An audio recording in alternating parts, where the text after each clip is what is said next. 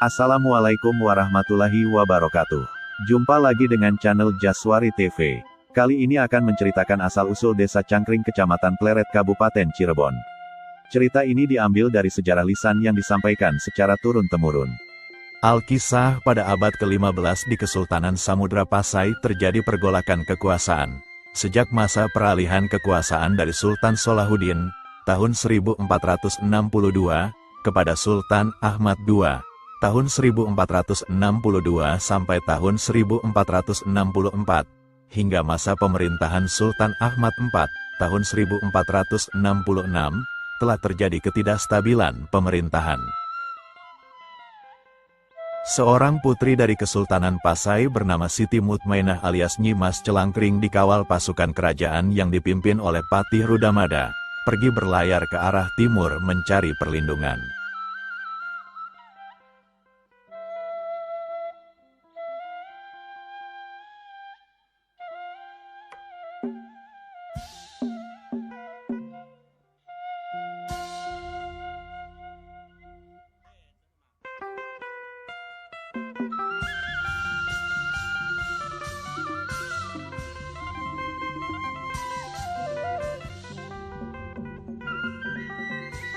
Rombongan tersebut akhirnya mendarat di Pantai Tuban. Mereka turun dari kapal dan berjalan menyusuri pantai. Di tengah perjalanan mereka bertemu dengan Sunan Kalijaga yang dalam perjalanan menuju ke Cirebon.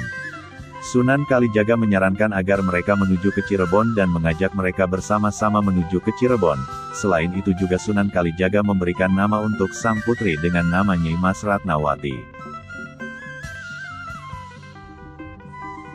Sesampainya di daerah Cirebon, rombongan Sunan Kalijaga dan Nyi Mas Ratnawati bertemu dengan seorang pria yang sedang membabat tanaman padi di sawah. Karena orang tersebut sedang membabat tanaman, maka Sunan Kalijaga memanggilnya dengan sebutan Ki Babadan. Kemudian Sunan Kalijaga menitipkan Nyi Mas Ratnawati alias Nyi Mas Celangkring alias Siti Mutmainah kepada Ki Babadan alias Ki Gedeng Babadan. Dengan senang hati Ki Babadan menerima sang putri dan memberinya nama Nyi Mas Ratna Babadan. Nama tersebut mempunyai makna yang mendalam. Ratna berarti permata, dan Babadan karena bertemu ketika sedang babat atau panen.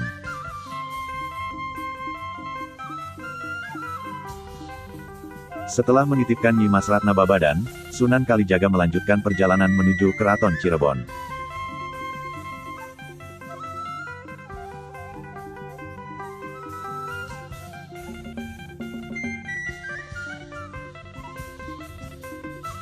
Ki Gede Babadan bersama putri dan para pengawal mulai bercocok tanam, ditanaminya pelatihan dan sayur mayur, sehingga daerah padukuhan Babadan menjadi daerah yang subur makmur. Nyi Mas Ratna Babadan sangat senang dengan tanaman yang ia tanam.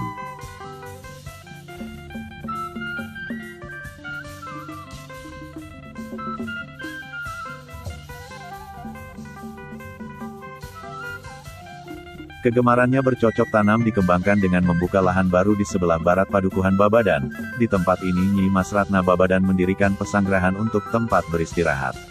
Suatu ketika Nyi Mas Ratna Babadan bertemu dengan seorang pria tua utusan dari Pajajaran, yang ditugaskan untuk membendung penyebaran agama Islam di Cirebon. Orang itu bernama Ki Bandang Keling. Ketika bertemu dengan Nyi Mas Babadan, orang tersebut sedang sakit parah, dan Nyi Mas Ratna Babadan mencoba untuk mengobati orang tersebut.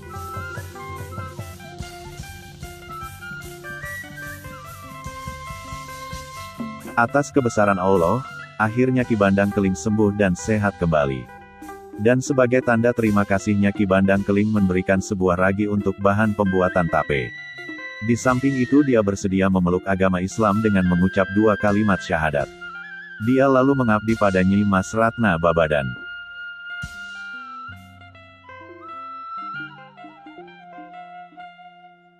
Suatu ketika musim berganti, padukuhan Babadan dilanda kekeringan, hama penyakit menyerang tanaman yang lagi subur-suburnya.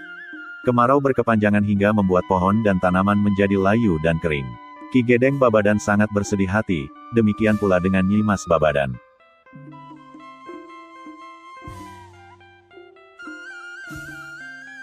Dalam hati Nyi Mas Ratna Babadan berucap, siapapun orangnya yang mampu membuat tanaman layu menjadi segar kembali, dan tanah menjadi subur kembali, apabila orang itu laki-laki dan berkehendak untuk menikahiku, maka aku akan menerimanya sebagai suami. Dan apabila orang itu perempuan, maka kuanggap seperti saudaraku sendiri.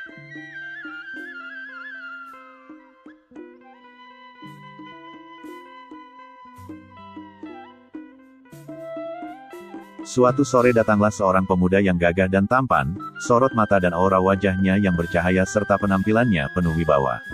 Ternyata dia adalah Syekh Syarif Hidayatullah putra Syarif Abdullah dari Mesir yang datang ke Cirebon baru sekitar 1 tahun. Kala itu beliau sedang mencari-cari air untuk berwudu karena sudah masuk waktu sholat asyar. Namun air yang dicarinya tidak pernah didapatnya, akhirnya beliau memutuskan untuk bertayamum. Ketika kain sorbannya ditaruh pada sebatang pohon cempaka yang layu dan kering, pohon cempaka tersebut mendadak menjadi segar kembali. Tanah kering yang dia pegang untuk bertayamum juga mendadak gembur dan subur. Menyaksikan kejadian itu Ki Gedeng Babadan menghampiri pemuda tersebut dan memintanya agar menikah dengan putri angkatnya yaitu Nyi Mas Ratna Babadan. Akhirnya Syekh Syarif Hidayatullah menikah dengan Nyi Mas Babadan pada tahun 1392 Saka, bertepatan dengan tahun 893 Hijriah atau bertepatan dengan tahun 1471 Masehi.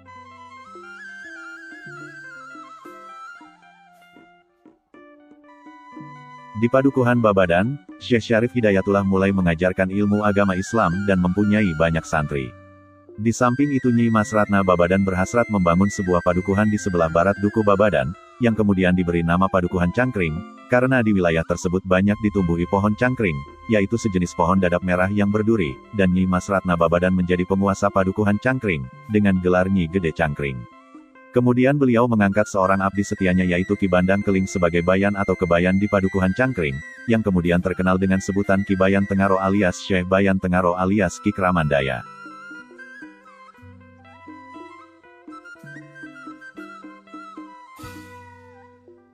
Dari pernikahannya dengan Syekh Syarif Hidayatullah, Nyi Mas Ratna Babadan tidak dikaruniai anak, beliau wafat pada tahun 1472 Masehi. Ada sumber lain yang mengatakan beliau wafat pada tahun 1477 Masehi dan dimakamkan di Kompleks Pemakaman Amparan Jati, Gunung Sembung.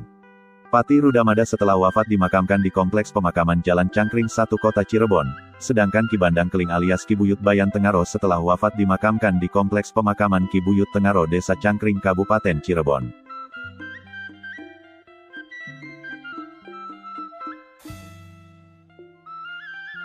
Demikian kisah tentang asal-usul Desa Cangkring, semoga bermanfaat bagi kita semua dan menjadi sumber pengetahuan bagi anak cucu kita semua. Wassalamualaikum warahmatullahi wabarakatuh.